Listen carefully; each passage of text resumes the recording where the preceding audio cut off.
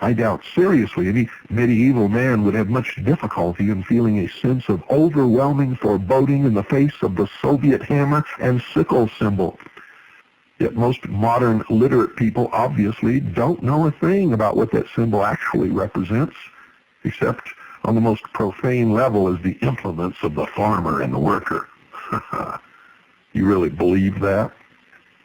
The sickle, ladies and gentlemen, symbolizes Saturn, also known as Kronos, Saturn, or as the Greeks called it, demiurgos, the operating engineer of the universe, as opposed to the creator of that universe, Satan, Lucifer. In the reign of Saturn, we see exorbitant building and modeling activities, and this is reflected in the Masonic reference to their god as the big builder or architect. And their nickname, the builders, who erected the Tower of Babel. All this sounds reasonably attractive. Many of us can appreciate magnificent buildings and splendid projects along those lines. But as usual, ladies and gentlemen, there's much more to it than this. You see, that's the exoteric interpretation. Underneath is the truth. How many of you drive Saturns? How many of you drive Mazdas? How many of you even know the origin of those names and what they stand for? This Saturnian Masonic edifice complex, not Oedipus, but edifice complex, ultimately is building against the grain, against nature. What's wrong with that? Well, you'll stick with me and you'll see. At the beginning, in the early eras, nature's forces were manipulated with a knowledge which required the greatest intimacy with her ways, as reflected in the various megalithic structures in the British Isles, Europe, and even ancient America. There's even beauty, simplicity, and power in this early architecture.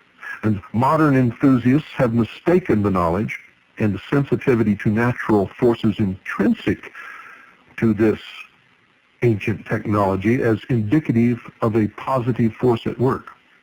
But actually, with some crucial exceptions, the rise of the megaliths marked the rise of the Hermetic Academy into its dominant physical phase.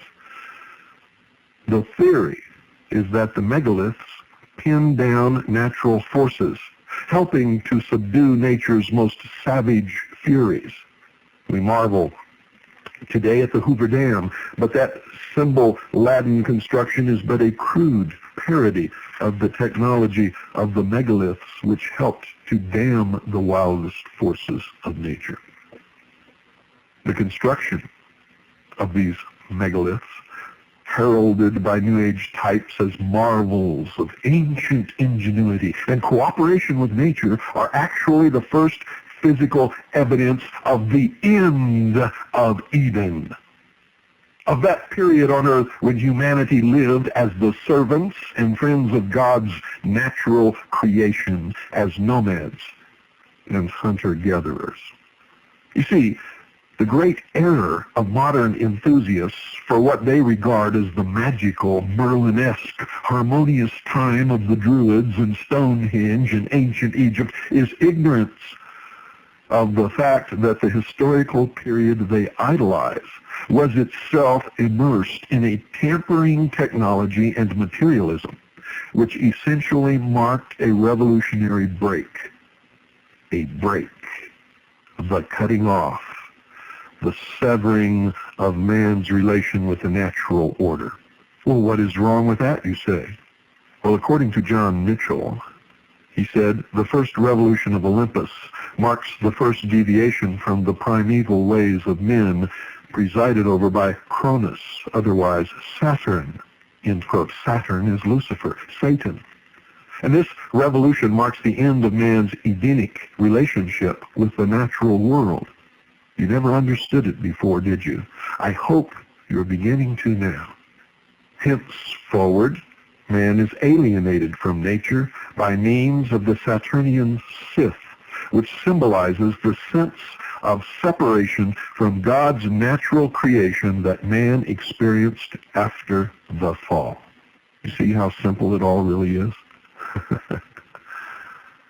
And it really is. That simple, ladies and gentlemen. Don't go away. I'll be right back. Ladies and gentlemen, man began his peregrination away from Eden through his conceit that he would become as God. Remember what happened in the Garden of Eden?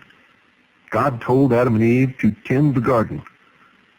Don't eat of the tree of the knowledge of good and evil. He commanded them not to. And he told them what would happen if they did. If ye do, ye will surely die. Lucifer, through his agent Satan, seduced Eve and told her, God lied to you. He's hiding your true nature. He doesn't want you to know that if you eat of the fruit of the tree of the knowledge of good and evil, you too will become as gods. And Eve, in turn, seduced Adam. That's the story in the book of Genesis. Now, I'm not telling any of you to believe any of this. I am teaching you the esoteric knowledge of the mysteries. And in these mystery schools and mystery religions, they believe that Lucifer was the good one and God, Jehovah, was the bad one, because he was holding man enslaved in the chains, the bonds of ignorance in this Garden of Eden. Lucifer, through his agent Satan, set man free, knocked off the chains with the gift of knowledge. And through the use of this gift of knowledge, man himself will become God. That is the story. And so many people fall for this deception. For no man, I can assure you, will ever be God. Ever. No part can ever be equal to or greater than the whole. That's one of the greatest lessons you can ever learn. You think you could pick up a bushel of apples, squeeze them together and make the original tree from which they came? No. You can take the seed from the apple and plant it and grow another apple tree, but that apple tree will not be the original tree from which the seed sprang. Never. Not ever in a million years. Nor can all of the apple trees from all of the seeds from all of the apples that fell from that tree ever in their entirety be that same original tree. Now, of course, I'm making a little metaphor here, which is nothing even approaching the discrepancy between man becoming a god and God, who made man. And I hope you can understand that. Man has a conceit that he would become as God. Yet, as soon as he left the divine plan for the occult process, his stated objective became the Kabbalistic tikkun olam, or, quote, repair of the world, end quote. In other words, God's creation was not perfect. Man is going to perfect it.